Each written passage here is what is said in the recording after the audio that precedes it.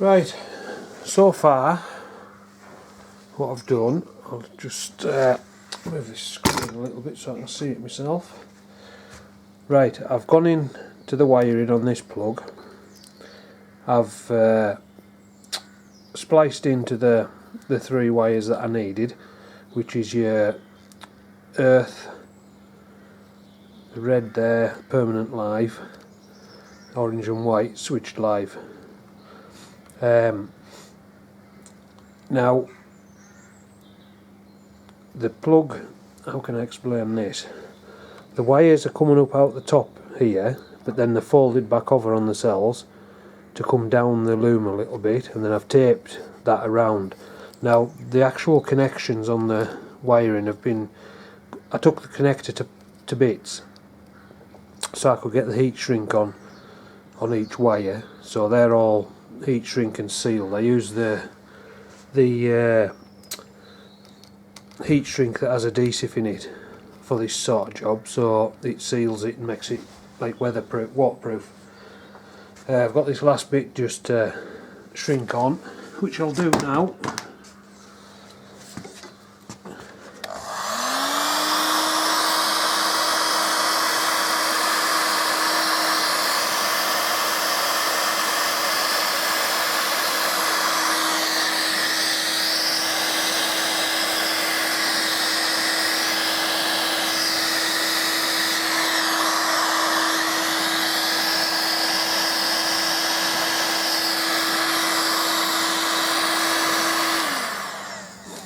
That bit there, it was more just to keep these sort of wires together.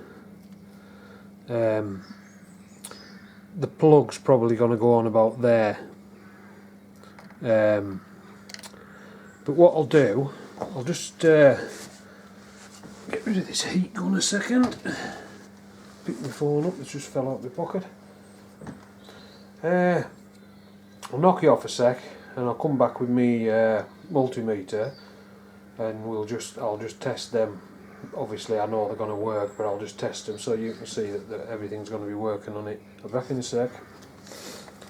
Right, I'll just set my multimeter there. I'll just move you a touch so you can see it. Right, I'm going to shove the black lead, if I can. I'm going to shove it up the end of this.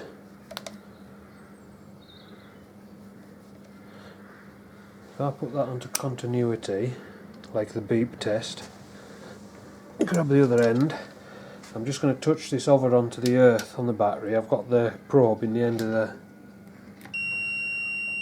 So that proves that the battery is definitely earthed. But then I want the volts, and if I can do this, hold that in the end of that, which is easier said than done with my big clumsy fucking fingers.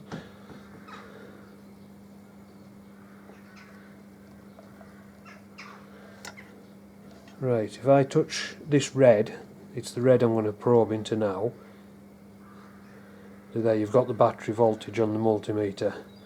Now if I probe the orange and white, I should have nothing. But if I turn the ignition on the bike and then probe the orange and white, there I've got my voltage. Remember, the orange and white was the switched. So if I turn that back off,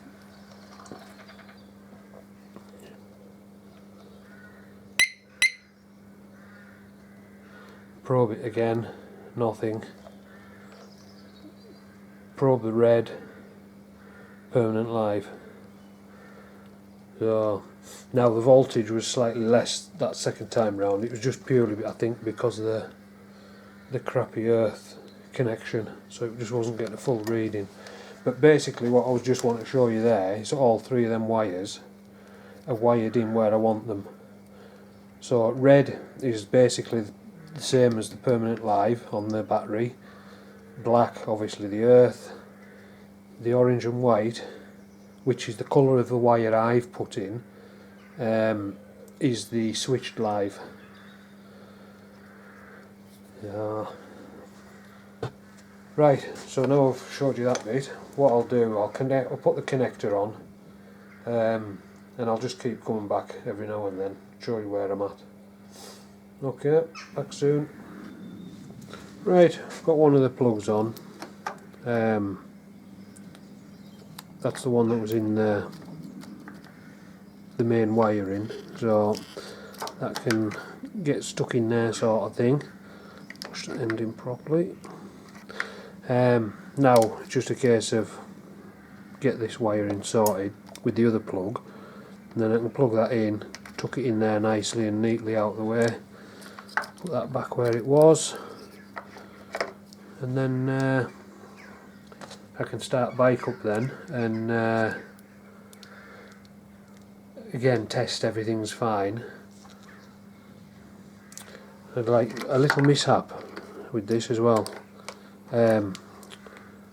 As I was crimping the thing in, the wire slipped out, so I was using a little screwdriver to open the crimp back up, and slipped, stuck a screwdriver in the end of my finger. But it's just a flesh wound.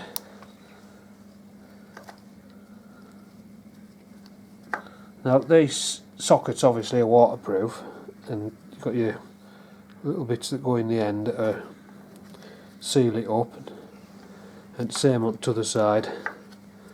So right, I'll crack on, I'll get this other one done, and then we'll get it tested. Back soon.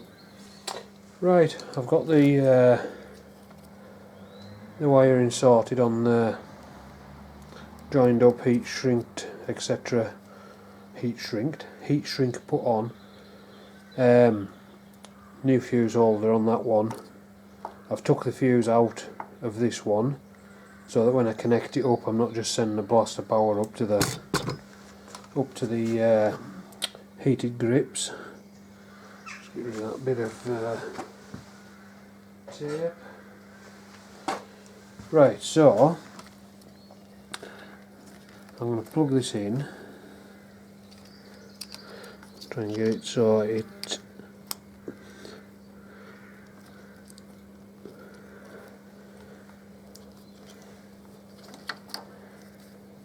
now then, what I'm going to do is I'm going to shove this end down into there's a big void down there which this lot will sit in nicely, but I need to put the fuses in first.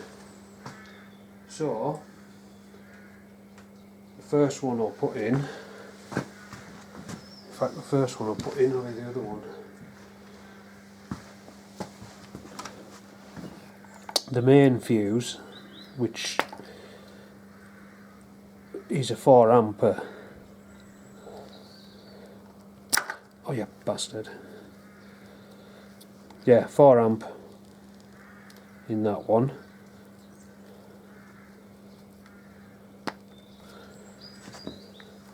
And then on this one is a 2 amp.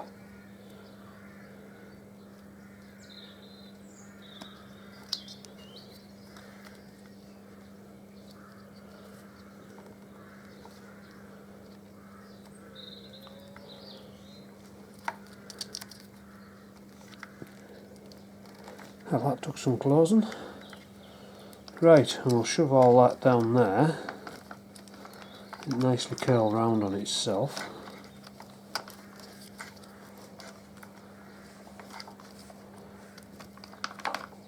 And then that plug, let's twist into there.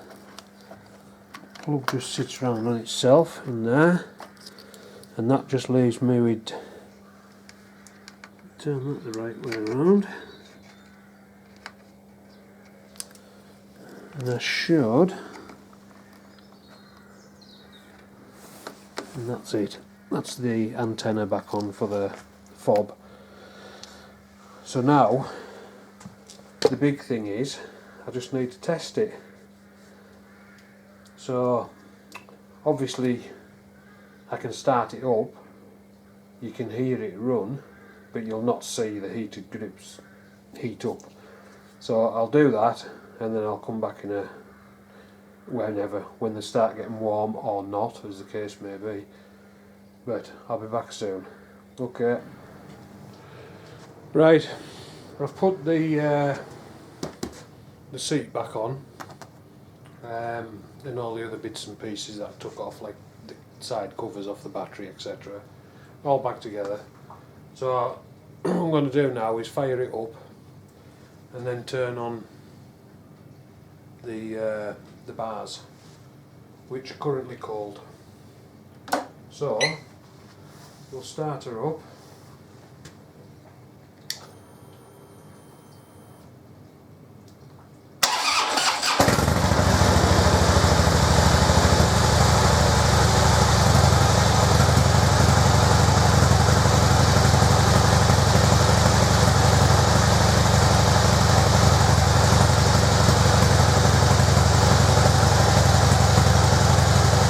Good thing about having that lock thing on the handlebars is you can actually up the revs slightly in situations like this.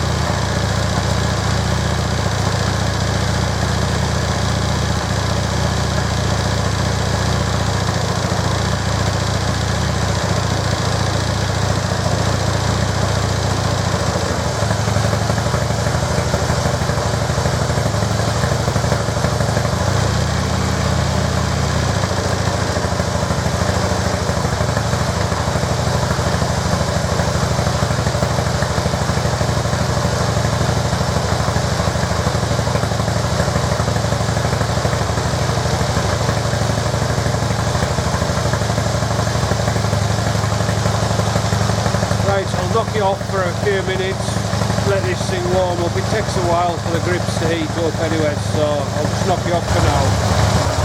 Right, I can safely say that them grips are lovely and warm now. So, turn it down. So what I'll do,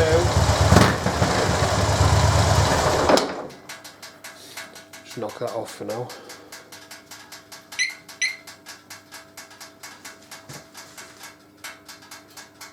Yeah, them grips. Bike's been running 5 minutes since I knocked that off. I also turned the screw back off and just let it run on tick over.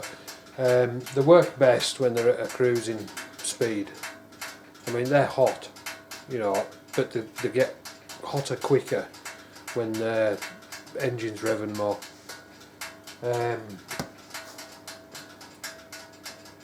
But yeah, nice and toasty, so she'll not complain about cold hands. So that's that. Tested, working, job done.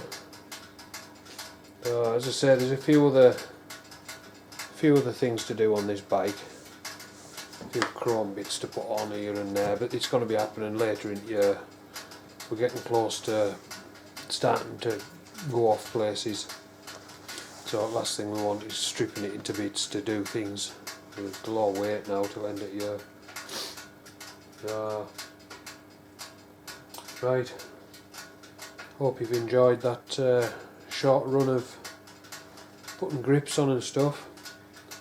I did all, when I was thinking this, I went to the point of showing how you take stuff off, how you put it back on, etc, etc, because I'd actually had a message off a bloke on YouTube who'd watched a video on when I was rebuilding the engine on the Wide Glide, and he pretty much noticed that there was heated grips on the Wide Glide, and asked if ever I was putting heated grips on anything, could I make a video showing it from start to finish.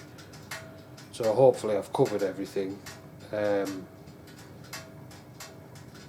Hopefully it'll help some folk out.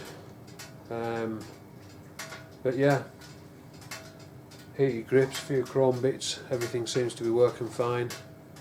So as I say, that's it for now. So right, I'll knock you off, and I'll catch you later.